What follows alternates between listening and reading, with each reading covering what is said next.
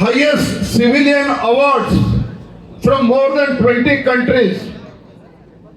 ದೇಶದ ಮೊದಲ ಪ್ರಧಾನಮಂತ್ರಿಗಳು ಜಗತ್ತಿನ 20ಕ್ಕೂ ಹೆಚ್ಚು ರಾಷ್ಟ್ರಗಳ ಅಲ್ಲಿನ ಹೈಯೆಸ್ಟ್ ಸಿವಿಲಿಯನ್ ಅವಾರ್ಡ್ಸ್ ಅನ್ನು ಪಡೆದಿರ್ತಕ್ಕಂಥ ಏಕೈಕ ಪ್ರಧಾನಮಂತ್ರಿ, ದೇಶದ ಪ್ರಧಾನಮಂತ್ರಿ ನರೇಂದ್ರ ಮೋದಿಜಿ ಅವರು.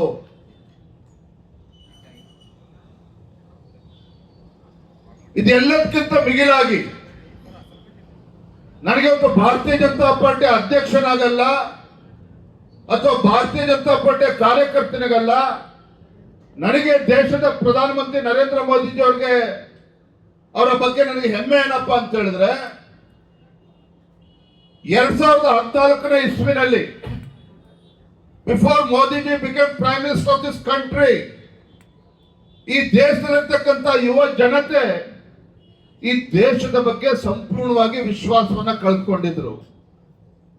ಭಾರತಕ್ಕೆ ಭವಿಷ್ಯ ಇಲ್ಲ, ಭಾರತದಲ್ಲಿ ನಮಗೆ ತಮ್ಮ ಭವಿಷ್ಯವನ್ನು ರೂಪಿಸ್ಕೊಳ್ಳೋದಕ್ಕೆ ಅವಕಾಶಗಳಿಲ್ಲ, ಭಾರತದಲ್ಲಿ ಒಂದು ಭ್ರಷ್ಟಾಚಾರ ರಹಿತ ಆಡಳಿತನ ಕೊಡೋದು ಅಸಾಧ್ಯ, ನಮ್ಮ ಭಾರತ ಉದ್ಧಾರ ಆಗೋದಕ್ಕೆ ಆಗೋದಿಲ್ಲ ಅನ್ನೋದು ಈ ದೇಶದಲ್ಲಿ ಅನೇಕ ಕೋಟ್ಯಾಂತರ ಯುವಕರಲ್ಲಿ ಇದೇ ಒಂದು ಮಾನಸಿಕ ಸ್ಥಿತಿ ನಿರ್ಮಾಣ ಆಗಿತ್ತು ಮೋದಿ ಅವರು ಪ್ರಧಾನಮಂತ್ರಿ ಆಗುವ ಮುಂಚಿತವಾಗಿ.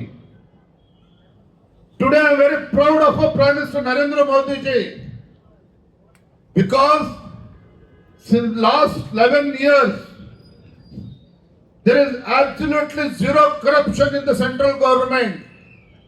ಕೇಂದ್ರದಲ್ಲಿ ಯಾವುದೇ ಒಂದು ಭ್ರಷ್ಟಾಚಾರ ಇಲ್ಲದಲೇ ಒಂದು ಭ್ರಷ್ಟಾಚಾರ ರಹಿತ ಆಡಳಿತವನ್ನ ಕೊಟ್ಟಿರ್ತಕ್ಕಂಥ ಕೀರ್ತಿ ಈ ದೇಶದ ಹೆಮ್ಮೆಯ ಪ್ರಧಾನಮಂತ್ರಿ ಸನ್ಮಾನ್ಯ ನರೇಂದ್ರ ಮೋದಿಜಿಯವರು ಸಲ್ತದೆ. ಬಂಧುಗಳೇ, ನಾವು ಈ ವೇದಿಕೆ ಮೂಲಕ ರಾಜಕಾರಣ ಮಾತನಾಡೋಂತ ಪ್ರಯತ್ನ ಮಾಡ್ತಾ ಇಲ್ಲ. ಬಹಳ ದೊಡ್ಡ ಸಂಖ್ಯೆಯಲ್ಲಿ ಯುವಕರು ಯುವತಿಯರಿದ್ದಾರೆ, ಕಾಲೇಜಿನ ವಿದ್ಯಾರ್ಥಿನಿಯರಿದ್ದಾರೆ.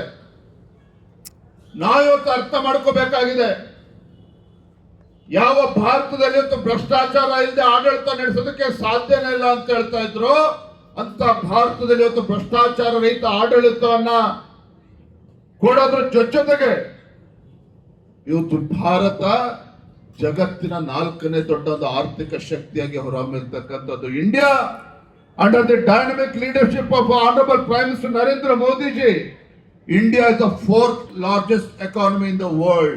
ಇದನ್ನ ನಾವು ಇವತ್ತು ಅರ್ಥ ಮಾಡ್ಕೋಬೇಕಾಗಿದೆ. ಇದನ್ನ ಕೇವಲ ಭಾಷಣದಿಂದ ಸಾಧನೆ ಮಾಡೋದಕ್ಕೆ ಸಾಧ್ಯ ಆಗೋದಿಲ್ಲ.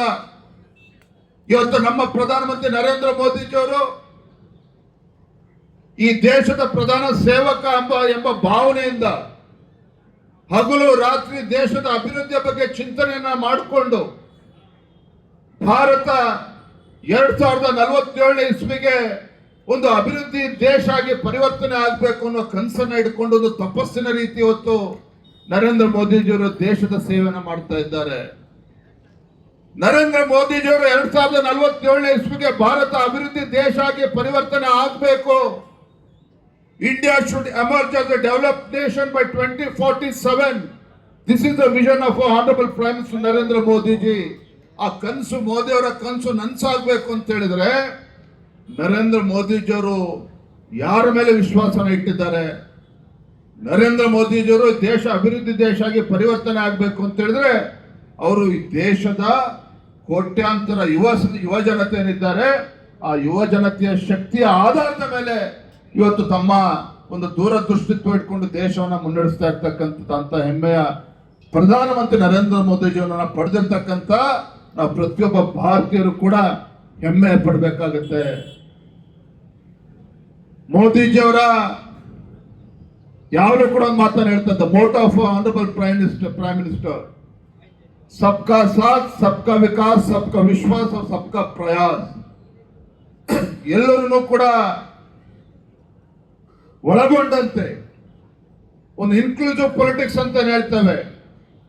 ಮತ್ತೆ ಕಟ್ಟ ಕಡೆಯ ವ್ಯಕ್ತಿಗೂ ಕೂಡ ನ್ಯಾಯ ಕೊಡಬೇಕು ಅನ್ನೋ ಒಂದು ಸದುದ್ದೇಶ ಇಟ್ಕೊಂಡಿದ್ದು ಪ್ರಧಾನಮಂತ್ರಿ ನರೇಂದ್ರ ಮೋದಿಜಿ ಅವರು ದೇಶವನ್ನ ಮುನ್ನಡೆಸ್ತಾ ಇರ್ತಕ್ಕಂಥ ಸಂದರ್ಭದಲ್ಲಿ ಭಾರತೀಯ ಜನತಾ ಪಾರ್ಟಿ ನಮ್ಮೆಲ್ಲರ ಕರ್ತವ್ಯ. ನರೇಂದ್ರ ಮೋದಿಜಿಯವರು ಸೆಪ್ಟೆಂಬರ್ 17ನೇ ತಾರೀಕು ಜನ್ಮದಿನ ಅಂದ್ರೆ ಅಕ್ಟೋಬರ್ 2 ಗಾಂಧಿ ಜಯಂತಿವರೆಗೂ ಸಹ ಸೇವಾ ಪಾಕ್ಷಿಕ ಅಂದ್ರೆ ಪಕ್ಷ ಒಂದು ಸಾಮಾಜಿಕ ಸೇವೆಯನ್ನ ಮಾಡಬೇಕು. ಹೆಲ್ತ್ ಕ್ಯಾಂಪ್ ಇರ್ಬೋದು, ಬ್ಲಡ್ ಕ್ಯಾಂಪ್ಗಳು ಇರ್ಬೋದು, ಜಾಬ್ ಮೇಳಗಳು ಇರ್ಬೋದು, ಸ್ವಚ್ಛತಾ ಕಾರ್ಯಕ್ರಮ ಇರ್ಬೋದು, ಇವೆಲ್ಲದರೂ ಮಾಡೋದ್ರ ಮುಖೇನ ಸಮಾಜಮುಖಿಯಾಗಿ ಸೇವೆನ ಮಾಡಬೇಕು ಅಂತ ಇವತ್ತು ರಾಜ್ಯಾದ್ಯಂತ ದೇಶಾದ್ಯಂತ ಇವತ್ತು ಕಾರ್ಯಕ್ರಮಗಳು ನಡೀತಾ ಇದೆ. ಆ ನಿಟ್ಟಿನಲ್ಲಿ ಇವತ್ತು ನಮಗೆ ಸಂತೋಷ ಆಗಿದೆ. ಇವತ್ತು ಕಲಬುರಗಿ ನಗರದಲ್ಲಿ ನಮ್ಮ ಯುವ ಮಿತ್ರ ಆಗಿರ್ತಕ್ಕಂಥ ಚಂದು ಪಾಟೀಲ್ ಅವರು, ಕೈಲಾಸ್ ಪಾಟೀಲ್ ಅವರು ಒಳ್ಳೆ ಒಂದು ಸದುದ್ದೇಶವನ್ನು ಇಟ್ಕೊಂಡು ಒಂದು ಯುವ ಜನತೆಗೆ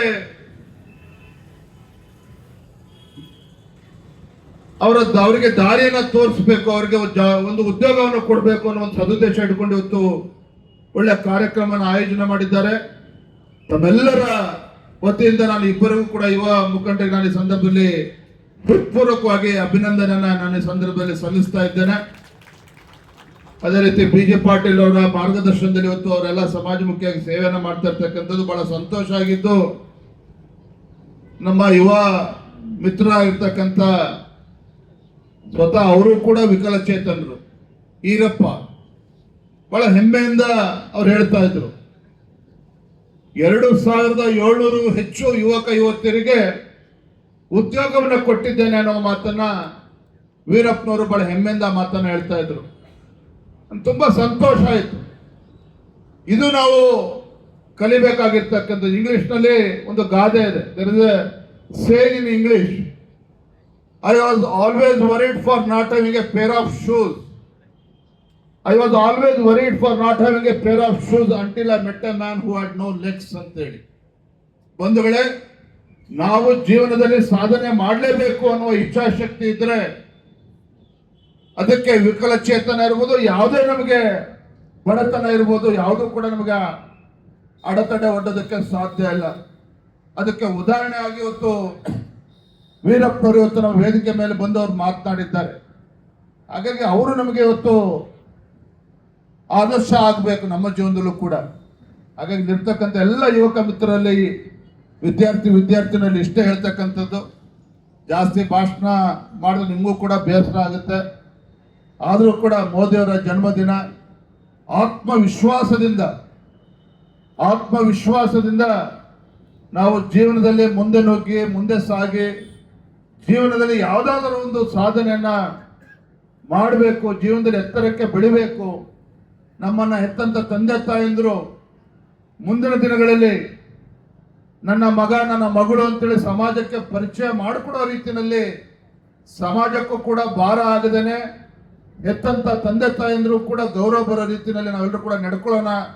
ತಮ್ಮೆಲ್ಲರ ಭವಿಷ್ಯ ಉಜ್ವಲವಾಗಿರಲಿ ಅನ್ನೋ ಮಾತನ್ನ ಸಂದರ್ಭದಲ್ಲಿ ಹೇಳ್ತಾ, ಮತ್ತೊಮ್ಮೆ ತಮ್ಮೆಲ್ಲರ ಪರವಾಗಿ, ಈ ನಾಡಿನ ಜನತೆಯ ಪರವಾಗಿ ಹೆಮ್ಮೆಯ ಪ್ರಧಾನಮಂತ್ರಿ ನರೇಂದ್ರ ಮೋದಿಜಿಯವರಿಗೆ ಜನ್ಮದಿನದ ಶುಭಾಶಯಗಳನ್ನ ಕೋರ್ತಾ, ನನಗೂ ಕೂಡ ಶುಭ ಸಂದರ್ಭದಲ್ಲಿ ಕರೆದು ಮಾತನಾಡೋದಕ್ಕೆ ಅವಕಾಶ ಮಾಡಿಕೊಂಡಿರ್ತಕ್ಕಂಥ ಎಲ್ಲ ಹಿರಿಯರಿಗೆ, ಪರಮ ಪೂಜ್ಯ ಸ್ವಾಮೀಜಿಗಳಿಗೆ, ನಮ್ಮೆಲ್ಲ ಯುವಕ ಮಿತ್ರರಿಗೆ, ಎಲ್ಲ ಹಿರಿಯರಿಗೆ ವಂದಿಸಿ ನನ್ನ ಮಾತುಗಳಿಗೆ